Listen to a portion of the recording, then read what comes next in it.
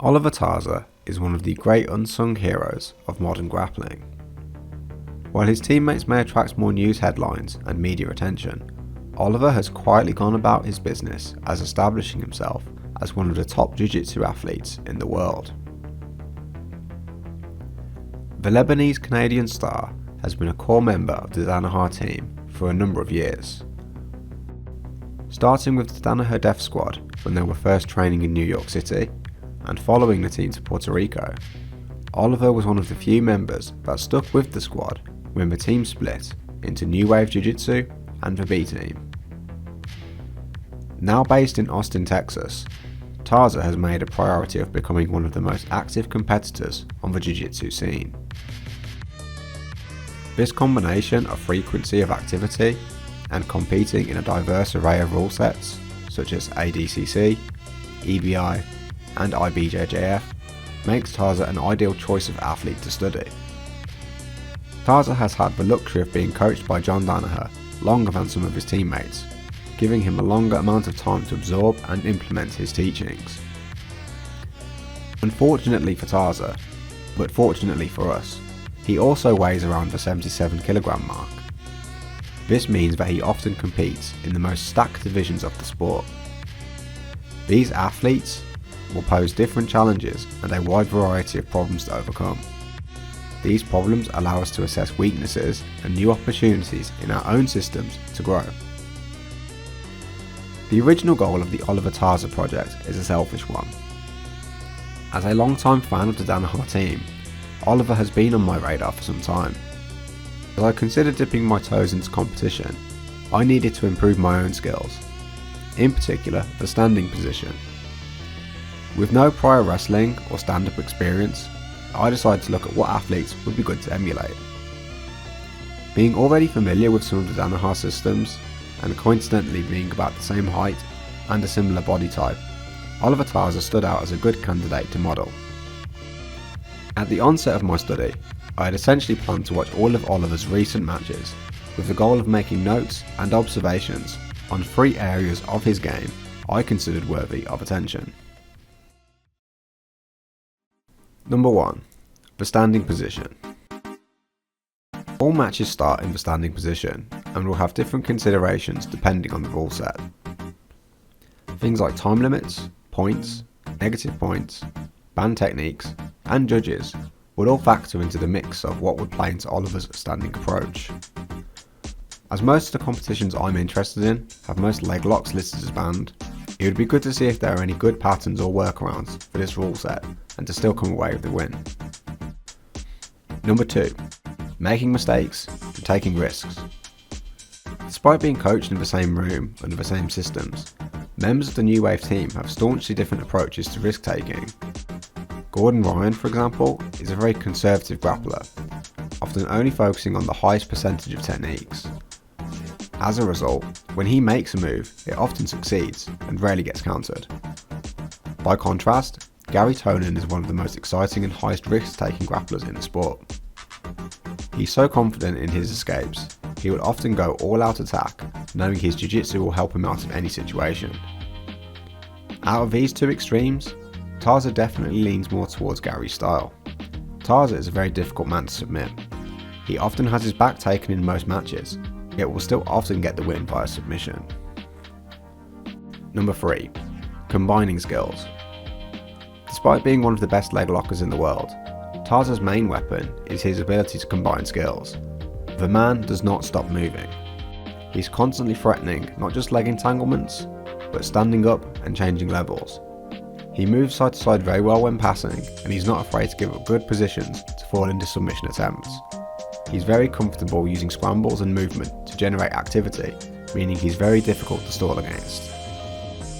After watching a lot of match footage and making extensive notes based on my initial framework, I made the following, possibly surprising observations. Number 1. The prevalence of the Danaher leg lock systems. Okay, so hear me out. Yes, he's one of John's top students. Yes, he's one of the best leg lockers in the world. Why am I surprised to see the prevalence of the systems in place? Well, it's that word, prevalence. There's no time for consideration. Oliver is attacking your legs, and you are playing defense. You want a moment to breathe? You think you're close to passing? Wrong. You're getting your legs attacked again. Honestly, watching Oliver in action gave me a newfound appreciation for the Enter the System Leglock's instructional. I'd already watched the series a couple of times, and I'll certainly be revisiting it over and over again. The usage of the leg attack systems, whilst impressive, wasn't my main takeaway from Oliver's matches. What I found truly impressive was the sheer amount of creative entries into the positions, in particular to enter the cross Ashi position. Number 2. System links and new techniques. The Danaher systems always linked well together, but what struck me most is some of Oliver's introductions to techniques taught out of the system. These aren't specifically in the ETS series, but they may find their way into some of future Danaher products. For instance, the shotgun Aoki lock, or the false reap. It's probably fair to say that Oliver picked up some of these ideas, competing against the likes of Mateusz Szczynski and Kieran Kitchuk. Number 3. Counter-attacks into the legs. One of the problems associated with being a world-class leg locker is that very few people will actually go after your legs.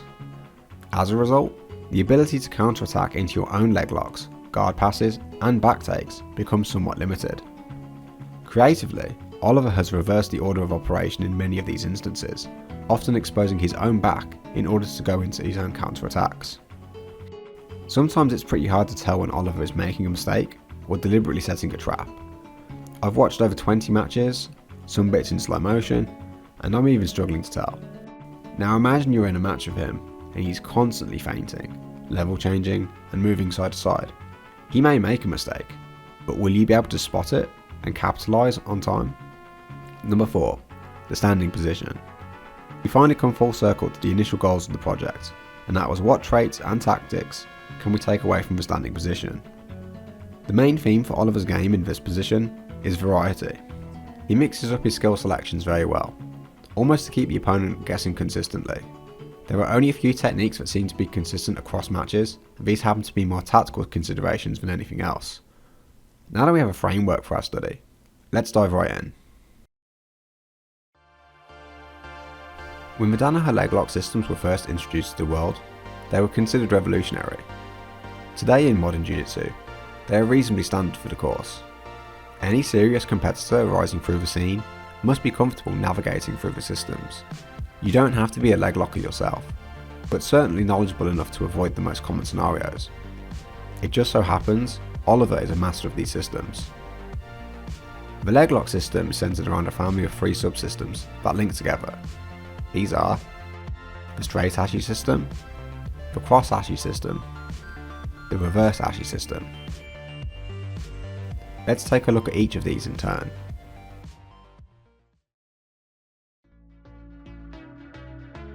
The straight Ashi system is perhaps the easiest to understand of the 3 systems. The main focus is to finish the opponent with an outside heel hook. In an attempt to achieve this, we'll see a variety of leg configurations on display. The purposes of the leg configurations is to offer control and solutions to a different problem presented by the opponent trying to escape. The leg configurations we'll come across are the standard Ashi Urumi, inside foot, outside hip, and finally finishing in outside Ashi, the preferred breaking position for outside heel hooks. It is possible to maintain a standard Ashi Urumi throughout all stages of completing the outside heel hook. In fact, this is something we see Gordon Ryan do on various occasions. Unlike Gordon, Taza does seem to prefer the outside Ashi as his finishing position. Interestingly enough, Taza will sometimes collect both of his opponent's legs and attack from there, almost in a double outside Ashi style scenario. Very often when attacking a straight Ashi, Taza will use this as an opportunity to collect his opponent's secondary leg. This control of both legs then gives him some interesting options, other than the outside heel hook. For instance, he can begin heisting and threatening a pass, or he can swap to cross Ashi Garami instead. The straight Ashi is probably the easiest of the systems to prevent early. It's very rare that an opponent today will simply walk into a leg entanglement. Nevertheless, if we ever find ourselves in this, it's useful to know what to do. The main sweep is to knock the opponent down to the outside. with the backup being to fish for the opponent's secondary leg and complete a double leg Ashi sweep. Once the opponent is on the ground, we have discussed some options for collecting the secondary leg, heisting to a pass, or going into an outside heel hook. There is a chance to go straight into an outside heel hook while the opponent is stood up over us, but something like this has some risk attached. This is something that Taza tends to avoid, instead opting to favour alternative entries into leg systems, with his preferred entanglement being cross Ashi. The cross Ashi Garami position is really the crown jewel in the Danaher system. This is Taza's main breaking position for inside heel hooks, with the majority of his finishes coming from this position. He also has a wide array of options to getting to this position, seemingly out of all angles from almost any direction. While the inside heel hook is probably the highest priority for the position, the first consideration is controlling the position. The cross Ashi, when applied correctly, is one of the most controlling positions in the sport. If you want to truly immobilise a man, you'll be hard pressed to find anything stronger than tying up both of his legs, something that the cross Ashi allows for more intuitively than other leg entanglements. Typically this will be done with an Achilles grip on the secondary leg, a position sometimes called ankle lace Ashi. This was the position that Gordon wrapped Cyborg in the now infamous John Danaher breakdown video from the Joe Rogan Experience. The ankle lace allows us the opportunity to attack the secondary leg if we choose to. In order to attack an inside heel hook, a switch must be made where we manage the release to facilitate attacking the primary leg. In the aforementioned Danaher breakdown, we see Gordon perform a variation of the elbow slicer method by positioning his body around Cyborg's trapped leg. Taza, however, instead prefers to opt for two different approaches to the problem of the opponent turning out. The first is to simply control the speed of the spiral. By ignoring the secondary leg, Taza can use both his legs and both arms on the primary leg to facilitate the break. More often than not, he will get the finish with this approach. Alternatively, Taza will sometimes elect to use the 6-point wedge position. If you thought the ankle lace Ashi was controlling, then this position brings a whole new level of nasty to position. Instead of releasing the secondary leg, Taza will just lift it over his shoulder and across his body, forcing the opponent's legs to cross. If that wasn't controlling enough, the act of moving the leg causes the inside heel hook to be exposed and ready to be attacked. The reverse Ashi system is the joker in the pack. Instead of a heel hook from this position, the lead attack is a variation of a lat knee bar. There are toe holds available from the position, often posing as one of the system dilemmas. By defending the toe hold, you risk exposing yourself to the knee bar. This is how Taza's teammate Gary Tonin finished Halleck Gracie in their match at Metamoris. The real utility of the reverse Ashi is its ability to link to outside Ashi and cross Ashi together. Taza's main gambit for entering reverse Ashi is to leave his back exposed and attempt to collect both of his opponent's legs, after which he will opt for either a knee bar or a transition to cross Ashi. Opponents are so concerned about Oliver rolling through into their legs, they will often give him space to work if it means keeping their legs away from him. An impressive feature of Taza's game is the ability to swap systems. He rarely gets caught sticking onto an attack for too long, often deciding not to waste energy on an unsuccessful attack, but instead attacking something new and constantly pushing the pace of the match. While cross Ashi Garami and the inside heel hook are responsible for the majority of Taza's finishes, he has a wide variety of setups to put himself in this position. These setups come from almost all angles and can be broken down into 4 types. Entries from ground bottom, entries from ground top, entries from counterattacks, and entries from standing. The setups come from a wide variety of positions because, well, people tend to have a wide variety of game against Taza. Some people will stand and wrestle with him. Some people Oliver will pull guard against. Other people will pull guard against him. As a result, Taza has developed a few weapons to deal with these responses. For entering from ground position bottom, entering from reverse X was Oliver's bread and butter. Since then, he has incorporated the full sweep into his game. Like most of the Danaher team, Oliver doesn't even need to be in a guard to enter his opponent's legs, often threatening entries off kipping escapes if in bottom mount, or if in bottom side control, he'll just backwards roll. For entering from ground top, Oliver does it all. We'll see him spin the leg, we'll see him elect to simply sit back into the legs. We'll see him simply drive his leg into the position. Without a doubt, Oliver's favourite way to enter cross Ashi is to backstep. This looks like a knee cut pass from the top position, but instead of completing the pass, Oliver will step around into the legs. He has a few tricks from this style of backstep too. If an opponent is good at hand fighting, Oliver will elect to stay in combat base. If the opponent is good at slipping their knee, you'll see Oliver fall back to double trouble. Perhaps the most creative attack that Taza has from this top position is when he changed dilemmas from his guard passing. Gordon Ryan has made a small fortune from his guard passing instructionals, favouring positions such as the cross hamstring, split squat, or the straight hamstring to start guard passing sequences. The strength of these positions is to swap between the two, something Oliver does wonderfully. From the straight hamstring, Oliver can threaten the knee cut towards a split squat, or fall back to a standard Ashi Arumi.